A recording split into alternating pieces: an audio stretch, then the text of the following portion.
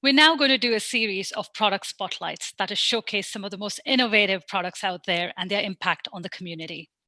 To begin with, we'll focus on the public sector and then we'll move on to the private sector. And through these talks, keep those questions coming. To reimagine Singapore government with code, we have Kevin Ang. Kevin leads the Codex team, that is the core operations development environment and exchange team at GovTech Singapore. Prior to this, he was with Expedia in Singapore and London. He's an accomplished global leader with remarkable experience in launching new technology capabilities. Kevin, over to you. Yeah, thank you. Hi, my name is Kevin. I work for GovTech. I lead the Codec division. So maybe could you all put up my slide, please? Yeah, so Codex, as you can see, right, stands for Cooperations, Development, Environment, and Exchange. And what this means is that I lead two products, the Singapore Government Tech Stack and the Government Commercial Cloud. And first off, right, I'd just like to say a few words about the audience, right? I was on Slack the other day, looking at all your intros and background. You all have very impressive background experience. And I'd like to use this session to, not so much as someone who's having a particular vision to share a view, but more as a peer to share a view about what we plan to do. And what we plan to do is really quite exciting. We want to think about how we can reimagine the Singapore government and with code, right? And this code I'm talking about is programming code.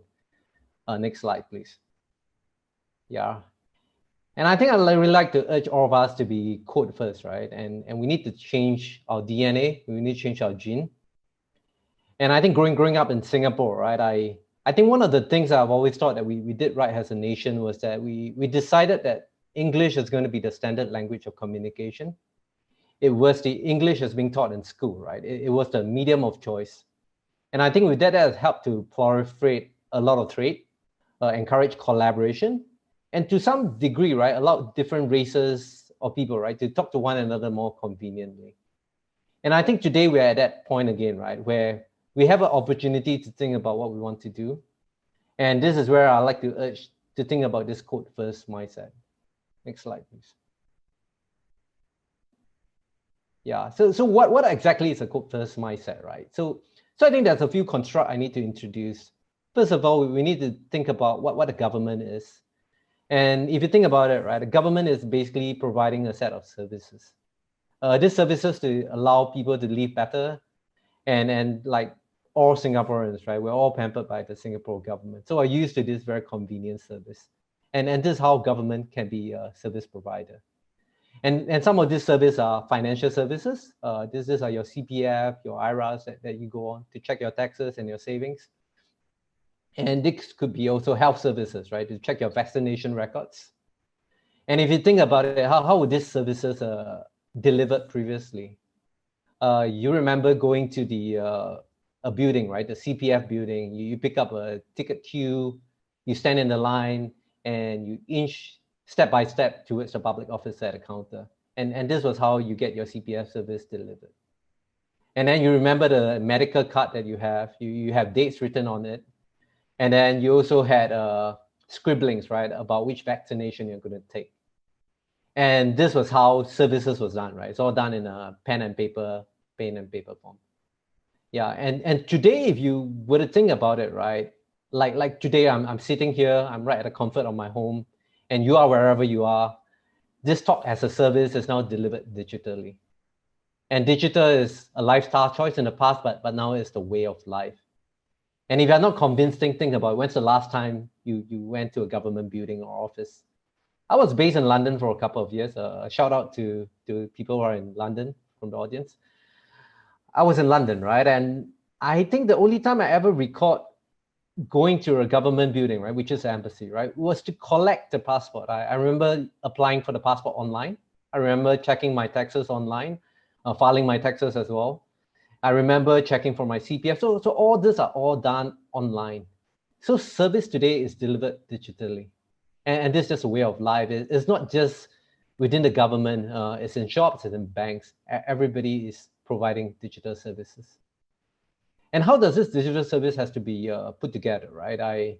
I think we don't want a service where a user go into a website, key in some form, and then after that, take the output of the website and go into another website and fill in another form. This is almost as if you're manually orchestrating a service through going through different web pages. So it's not cohesive at all. And being a highly cohesive service means that it serves its function and job really well. And then you think about services that are loosely coupled. I think you can think of an example where maybe just now I was talking about a medical appointment, or maybe a parent meets teacher appointment, right? And if all the services are using some kind of appointment service, they cannot work together seamlessly. And this means that they can be combined and composed without giving too much attention or thought. It just can be combined. And it's not just for government service, it could be even external provider services. And only when we have loosely coupled digital services are we only able to deliver this way. And I think we need to think about a future world, right, where we are able to collaborate more effectively. Because we start adopting this code-first mindset, we are able to come up with a highly cohesive service, and these are loosely coupled that we can exchange them around very quickly. Next slide, please. And then how does this actually translate into practice, right? How do you turn this into action? I think this is a very important question we have to ask ourselves. And today, as we know, users at the center of our universe, right? We want to understand what the user is doing and why she's doing that. And before we even design our services. And we come up with this kind of design thinking concept where we think about a hypothesis. We want to run an experiment. We want to gather your feedback. And hang on. This kind of reminds us of something we used to do in software development, right? This is an agile development process, isn't it? Where we take all your you-defined requirements. We try to pretend we know what we need to develop. And the whole point of it is to quickly develop something, right? And then after that, show it to you as a user. And you say, no, that's not what I want. And when we start changing some of the product itself and go through the code. And this go through an iterative cycle. And cycle by cycle, the product from you defined requirements, it become real requirements. And it became real solutions. And how do you do that on a rapid basis? How do you encourage the fast turnaround? How do we proliferate all innovative services coming together, right? And that's where we need the tech stack. And I'll be talking about the tech stack in the next slide. So next slide, please. So I think code first comes to me in two dimensions, right? This is the horizontal dimension. I think this is, if you all read the selfish gene, right, from Dawkins, this is a selfish code, right? We need to take care of the code from the birth, through its check-in to the repository, all the way through a build, where the code becomes a binary or artifact. And then after that, it gets automated testing, right, to go through the code to make sure that it's all done correctly. And then we deploy into different environments. And what I've just described is CI/CD, or what we call continuous integration and continuous delivery capability. And this is where along the pipeline, the code is being checked into a common repository. The artifacts that were built will check into the repository. The code is taken care from birth to life, and maybe even death to some extent for the code. And this is what we think about code first. And then what do we have in the code, right? We like to put instrumentation in the code. We like to measure the code. We put metrics in the code. And then we like to have logging messages so that we know what's happening within the code flow. And this is where we provide observability on the right? The monitoring, the centralized logging and monitoring capabilities. And this is what we mean by code first, to treat code as a first-class citizen and to make sure that they're taken care throughout the development life cycle. Next slide, please. Yeah. Then this is code first in another dimension, right? This is a vertical dimension. And here I have service encapsulation. Encapsulation is really a word about building a structure, right? Such that you can hide something inside. And in this case, it's a service. And how does a service communicate to other services, right? And this is done through a standard language. This is a defined API contracts. This is the data schemas. And all of us will follow the same language. It's almost as if we decided to pick English as a language or Mandarin as a language, whatever that is, right? It is a common language you pick. And this language is a code-first language. And this code service, right, it runs on a runtime. And it works in all this buzzword alert, right? The serverless, the containers, the Kubernetes, all the services run on this runtime so that they're able to execute. And this is how we provide this service encapsulation. Next slide, please. Yeah, and there you have it, right? This is a Singapore government tech stack, and we call this the base layer. The code is surrounded by all the government tech stack product. It rides on the government commercial cloud, which is an abstraction that we built on top of some of the commercial cloud provider. And then on the left, you see service management. Service management helps us with authentication and authorization, as well as monitor the consumption of these various tech stack products. Next slide, please. And with that, I can take a little pause, right, for you to admire the scenery.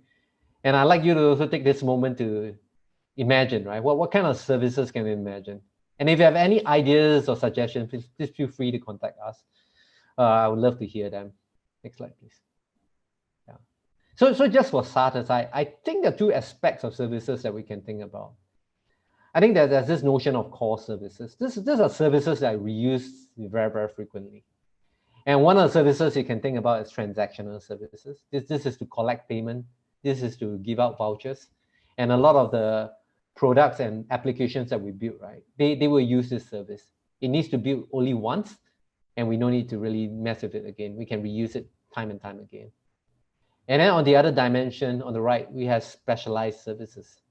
So you can imagine having transport services. We already have those, right, in terms of bus waiting times that get shared.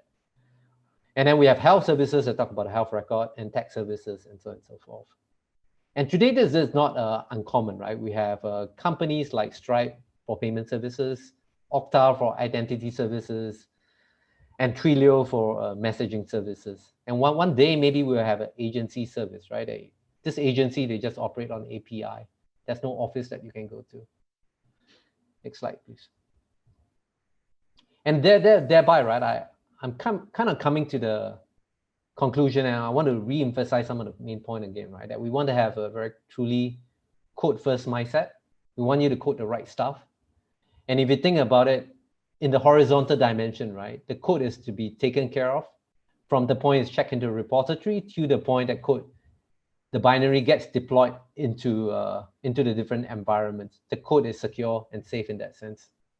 And then we have that vertical dimension where we encapsulate services, right?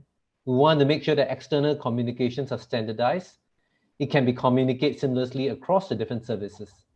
And what will happen as a result of that is that you actually do more interesting stuff. You build lesser code and you deliver more because you can now deploy much more quickly.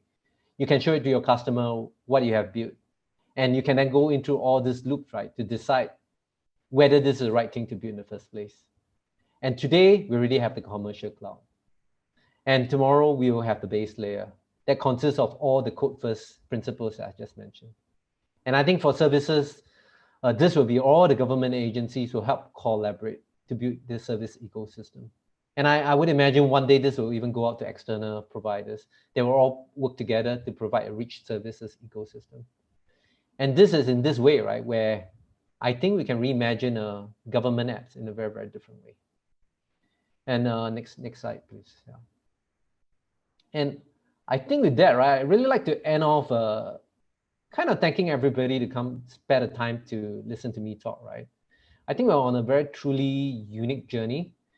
The platform team that kind of we lead, it touches the life of Singapore people, all Singapore people. We deliver the scale in terms of breadth of all the different government services. The presentation has been very conceptual, and we have chosen to do this on a bottom-up way. But like all good technology people, right? We know all the services. We need to do it use case one at a time and examples one at a time. And this is how we build use cases together for the services, right? And this is how we enrich the thing. And I think it's very important that as we think about it, right? Chao Ho talked about the inflection point. And he talks about this notion of we can decide to be digital as a byproduct, or we as a group, right, can decide that this is going to be the core of what we are. And I think we have this opportunity here, right? And I like to think of this inflection point as we look back, we will become the digital pioneers of the government. And with that, I end my talk. Thank you very much.